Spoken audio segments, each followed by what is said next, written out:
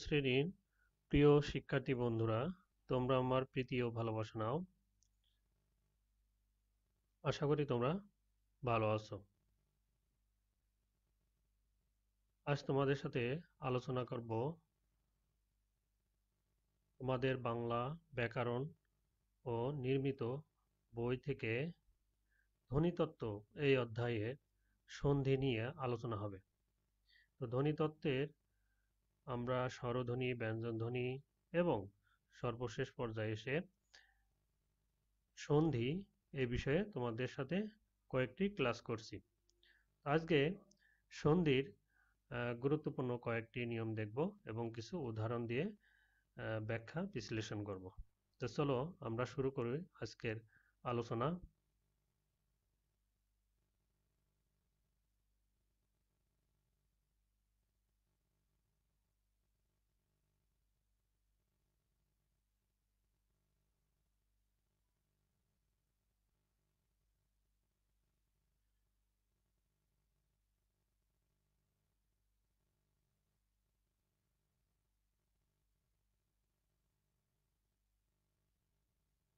শিখন বল দেখো, এই পাঠ শেষে শিক্ষার্থীরা যা যা শিখবে: সন্ধি কাকে বলে বলতে পারবে, বিভিন্ন সন্ধি চিহ্নিত করতে পারবে, সন্ধি নির্ণয় করতে পারবে।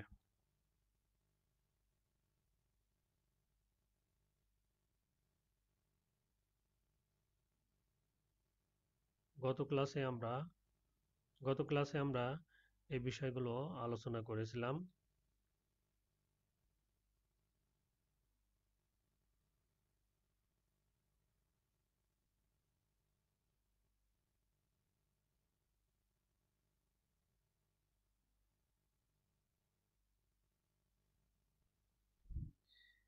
এখানে সন্ধির তোমাদের বিভিন্ন যে প্রকারভেদ তালিকা অনুসারে দেওয়া হয়েছে। তোমাদের মূলত যদি প্রশ্ন হয় যে সন্ধি কয় প্রকার, তোমরা সরাসরি উত্তর করবে 2 প্রকার: স্বরসন্ধি আর ব্যঞ্জন সন্ধি। অনেকেই একটা বিষয়ে দ্বিধান্বিত থাকে যে তাহলে বিসর্গ সন্ধি ধরলে তো 3 প্রকার হয়ে যায়, কিন্তু আসলে বিসর্গ সন্ধি আছে, কিন্তু সেটা হলো শুধু তৎসম শব্দের ক্ষেত্রে ব্যবহারযোগ্য। এজন্য যদি প্রশ্ন হয় যে সংস্কৃত বা তৎসম সন্ধি কয় প্রকার, তখন হবে সঠিক উত্তর হবে যে তৎসম শব্দের সন্ধি 3 প্রকার: স্বরসন্ধি, ব্যঞ্জন সন্ধি আর বিসর্গ সন্ধি। কিন্তু নর্মালি যদি প্রশ্ন হয় যে সন্ধি কয় প্রকার, তাহলে উত্তর করবে স্বরসন্ধি আর ব্যঞ্জন সন্ধি, মানে 2 প্রকার।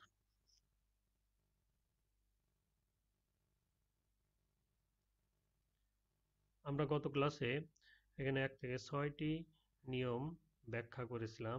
আজ আমরা পরের নিয়মগুলো ব্যাখ্যা করব। 7 নম্বরে দেখো, দীর্ঘই ধ্বনির পরে রস্যই থাকলে উভয় মিলে দীর্ঘই ধ্বনি হয়। যেমন দেখো, সুধীন্দ্র। এখানে সুধীন্দ্র শব্দটি সন্ধি বিচ্ছেদ করলে সুধি যোগ ইন্দ্র, তার মানে সুধি শব্দে শেষে যে দীর্ঘইকার এবং ইন্দ্র শব্দের যে প্রথমে রস্যইকার, এই দীর্ঘইকার রস্যইকার মিলেই হয়েছে এখানে দীর্ঘইকার। তারপরে এইরকম আরেকটি উদাহরণ, শচীন্দ্র। শচী যোগ ইন্দ্র, শচী শব্দের শেষে দীর্ঘইকার আর ইন্দ্র শব্দের প্রথমে রস্যইকার মিলে হয়েছে দীর্ঘইকার, শচীন্দ্র। তারপরের নিয়ম দেখো, 8 নম্বরটা,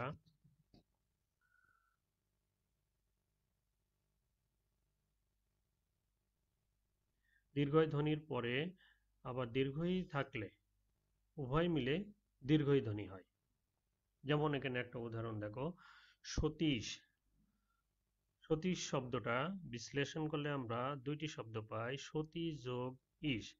সতী শব্দের শেষে দীর্ঘইকার এবং ঈশ শব্দের প্রথমে দীর্ঘইকার, এই দুটো মিলেই হয় দীর্ঘইকার, সতীশ। আরেকটি শব্দ এখানে আছে, শ্রীশ। শ্রী যোগ ঈশ, এখানেও শেষে দীর্ঘইকার আর ঈশ শব্দের প্রথমে দীর্ঘইকার মিলে হয়েছে দীর্ঘইকার। 9 নম্বরের নিয়মটা দেখো, গুরুত্বপূর্ণ অ বা আ ধ্বনির পরে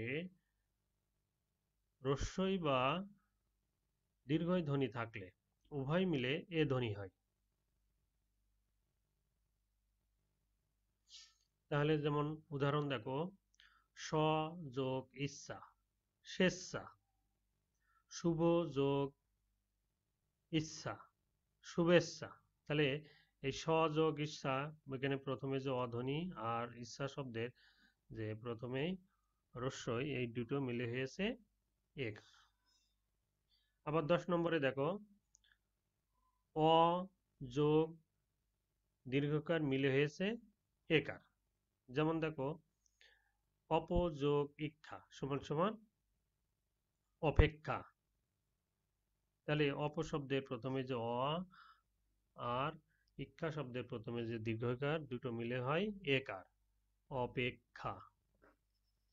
তেমনই আরেকটি উদাহরণ হলো নরেশ।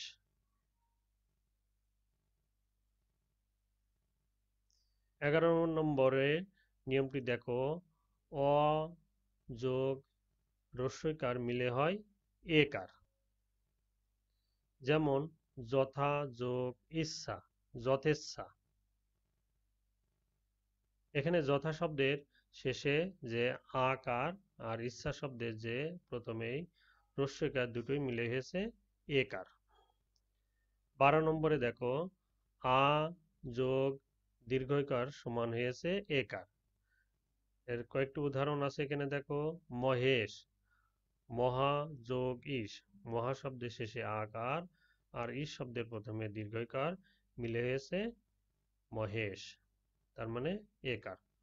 ঢাকা যোগ ঈশ্বরী, ঢাকেশ্বরী। ঢাকা শব্দের শেষে আকার আর ঈশ্বরী শব্দের প্রথমে যে দীর্ঘইকার মিলে হয়েছে একার।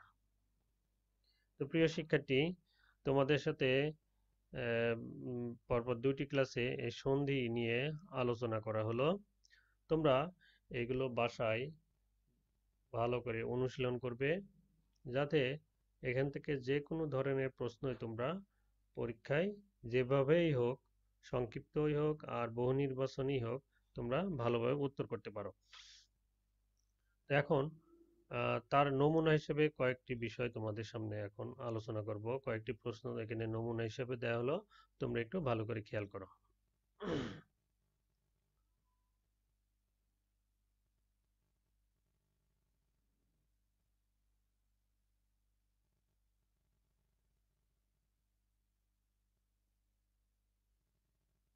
তোমরা খেয়াল করো যে 1 নম্বরে সন্ধি শব্দের অর্থ হলো মিলন।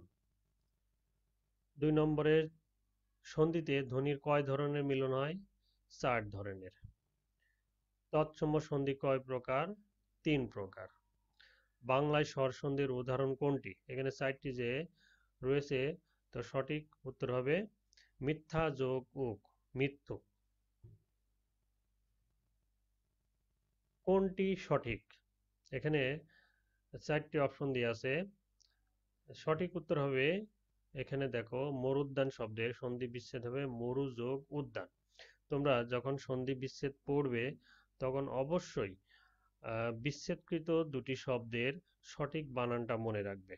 কারণ অনেক সময় এই সঠিক বানান জানা না থাকার কারণে সঠিক উত্তরটি নির্বাচন করতে কঠিন হয়ে যায়। তাহলে কথোপকথন শব্দটির সন্ধি বিচ্ছেদ হবে কথা যোগ উপকথন। 7 নম্বরে দেখো, দুই দিকেই মানে দুটি রস্যিকার মিলে হয় দীর্ঘাকার হয়েছে কোনটিতে? তাহলে সঠিক উত্তর হবে অতীত।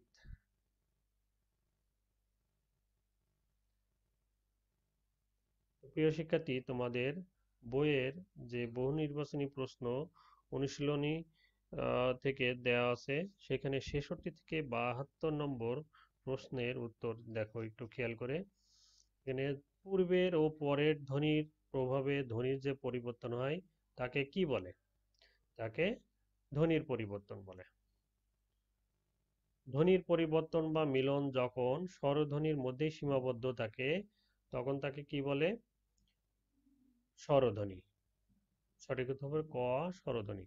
68 নম্বরে দেখো, অ ধ্বনির পরে আ ধ্বনি থাকলে উভয় মিলে হয় আকার। 69 দেখো, রস্বইকারের পর দীর্ঘইকার থাকলে উভয় মিলে হয় দীর্ঘইকার। অ বা আ ধ্বনির পরে রস্বই বা দীর্ঘইকার ধ্বনি থাকলে উভয় মিলে হয় একার। পরীক্ষা শব্দের সঠিক সন্ধিবিচ্ছেদ হবে পরি যোগ ইক্ষা। গ নম্বরে পরি যোগ ইক্ষা। সন্ধির ফলে কি হয়? সন্ধির ফলে দেখো এখানে সঠিক উত্তর আছে উচ্চারণের স্বাচ্ছন্দ্য আসে, শ্রুতি মাধুর্য বাড়ে, ভাষা সংক্ষিপ্ত হয়। তিনটাই সঠিক উত্তর, তার মানে ঘ, 1 2 3 তিনটাই হবে সঠিক উত্তর। তো প্রিয় শিক্ষার্থী, আশা করি তোমরা এই সন্ধি তোমাদের বইয়ে যতটুকু দেয়া আছে সেগুলো তোমরা সঠিকভাবে বুঝতে পেরেছো।